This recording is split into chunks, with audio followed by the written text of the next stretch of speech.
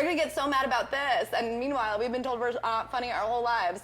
And we're going to say it one time in a little interview, and they're going to be like, My name's Claire Parker. This is my best friend, Ashley Hamilton.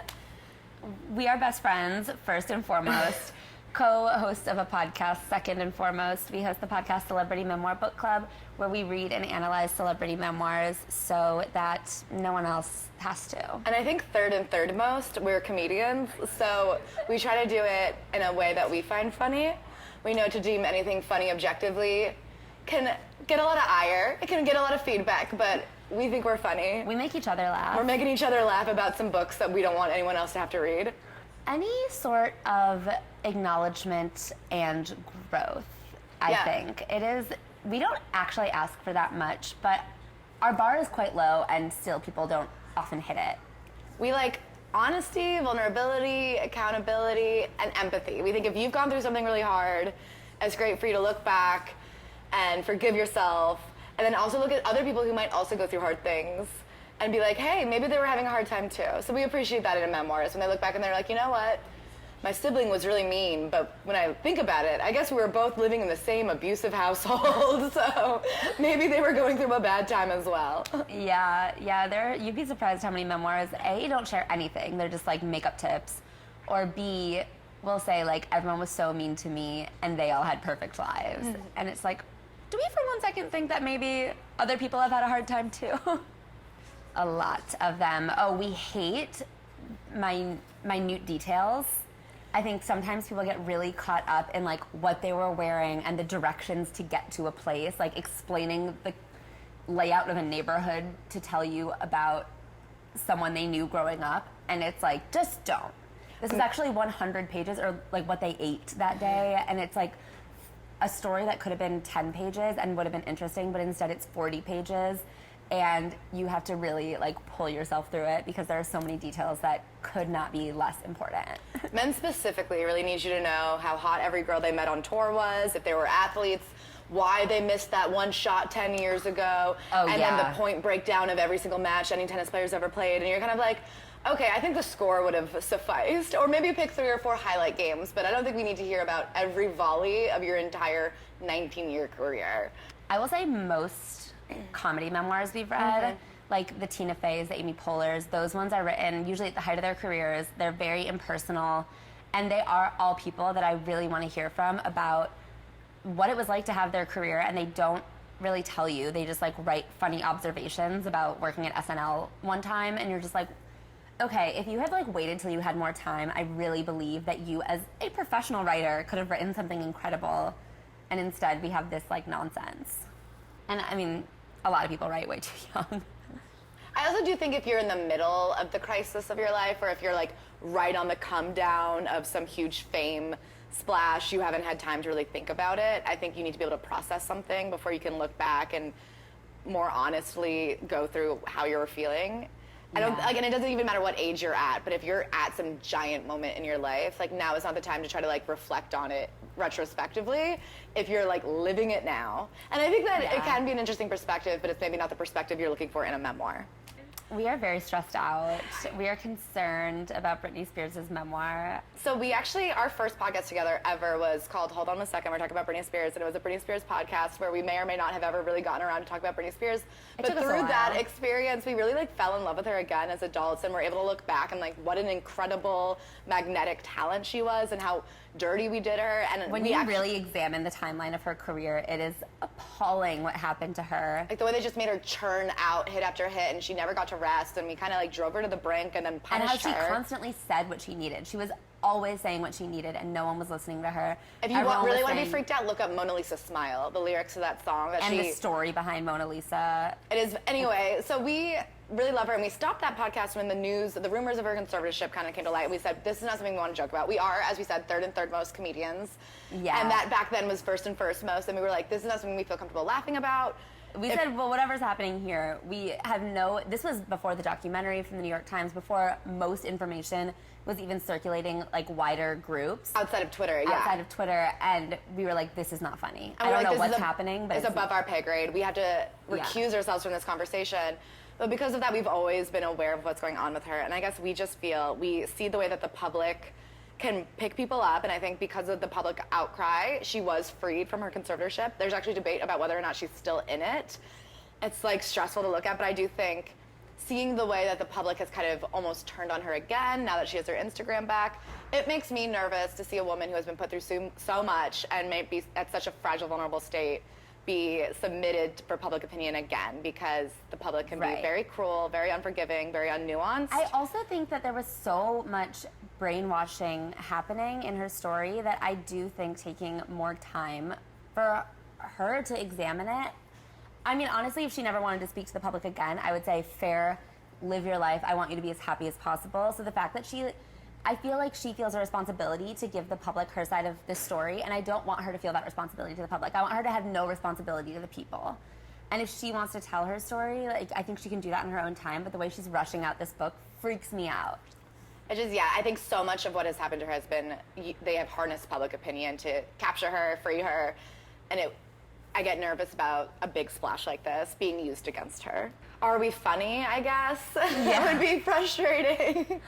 I think that it's generally just like the separation of women in comedy versus comedy, like female comedian versus comedian. I think in every industry, the fact that it's like a different bar is so insane and frustrating because it shouldn't be its own category. I also think that we've been so lucky because through the podcast we have a mostly female audience. Yeah. And so like when we're doing shows, it's mostly to our female audience or it's mostly to other women. And I almost think I've forgotten about the like women in comedy, men in comedy, because like male audience members are so irrelevant to my life right now. I'm just like doing comedy for Ashley basically, and then whoever else likes it. And it's been very freeing. I think the internet has been a great place for female comics to find their own audience and get to like extricate themselves from the whole conversation of, will this appeal to men too? Like, I don't care. If you like it, great, but I don't really care. I have enough listeners, that's fine. Yeah. I don't need more than like 6 people in an audience, honestly. And every time there are men involved, I like really just don't want their feedback because it's always something annoying. Like, I mean, I've gotten DMs being like, wow, you're a woman who like actually made me laugh. And I'm like, that's not a compliment. That's like a really rude thing to say. Because I am on the side of women, not you.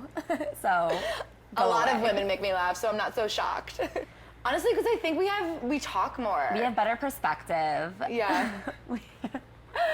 Because things are more life and death for us, so everything is more heightened and you gotta have a laugh. If every time you leave your house there's a chance some man with a knife is gonna come find you, you gotta be able to laugh it off, or how are you gonna survive it?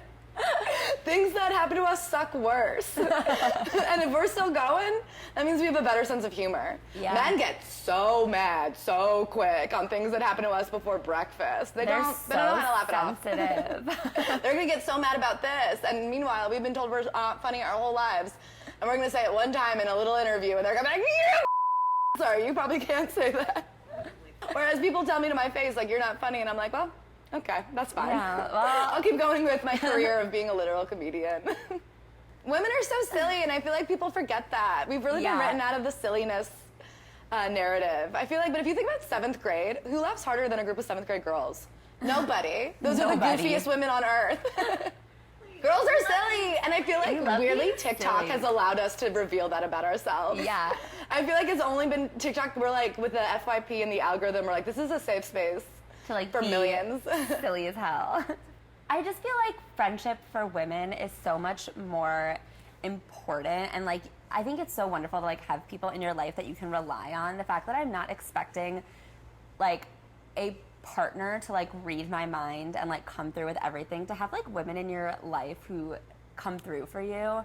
I don't know, a support system is so invaluable in like existing in this world, and I think that people don't give it any credit. Yeah, I think because it's not that female friendship is so much more important than male friendship, but that male friendship has gotten a lot of time. It's gotten a lot of airtime. We've watched a lot of like buddy films, cop films, and meanwhile women are always told that the point of your life is to find your husband, and there'll be a wacky friend on the side who will come along and be your bridesmaid, but like the relationship that matters is whoever you end up marrying. And I don't know, when I look back, I've had a lot of boyfriends that have come and gone, but I've had a few friends that have stuck through the whole thing. Yeah. And so we're really big proponents of being like, make sure you're prioritizing those relationships too, because you know, you could get married and it still cannot end up well, and who will be there when things fall apart? You gotta appreciate the women in your life.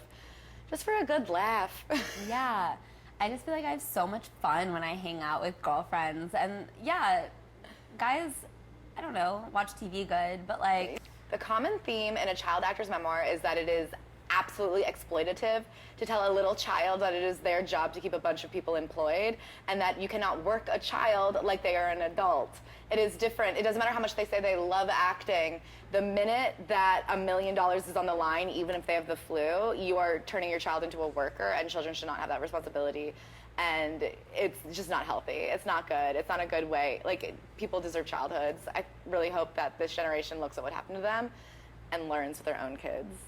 Mel B, I think, had a really, really touching, poignant memoir about abuse in a way that I think British women are maybe allowed to be more honest than American celebrity women are, because I felt both her and Lily Allen shared some things about motherhood that I think in this America country would we're much more critical of, that you would be much less like. There's a big difference in, like, I think American celebrities, even when they're open about addiction or alcoholism, they're always like, but I was never a bad mother. I was always at every soccer game. Whereas they're like, no, I was addicted to drugs. I made mistakes. And I don't think in America you're really allowed to make It's that so claim. interesting. I mean, well, this is a tangent that will get cut out, but it's so interesting that we live in a country with horrible, like, what is it called? Horrible... Maternity leave? Well, no maternity leave, no support for mothers, no financial support, no medical support. And we're like, and if you are not, like, there for your child in every way, you're the worst person alive. No one will help you, but you have to handle it. But also you have to work 80 hours a week to make sure that should they scrape their knee, they can go to the doctor. But if you miss them scraping their knee, you're awful. Yeah, so I think, I've noticed with the British memoirists, they're much more open about motherhood, which is something I appreciate.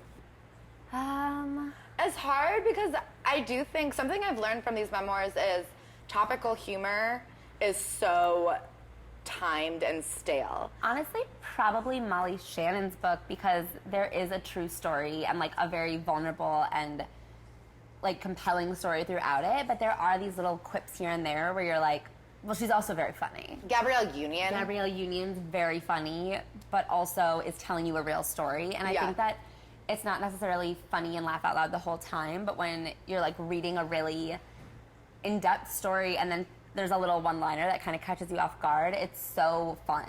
Okay, so we mock Matthew McConaughey's memoir because it was a lot of, like, bumper stickers.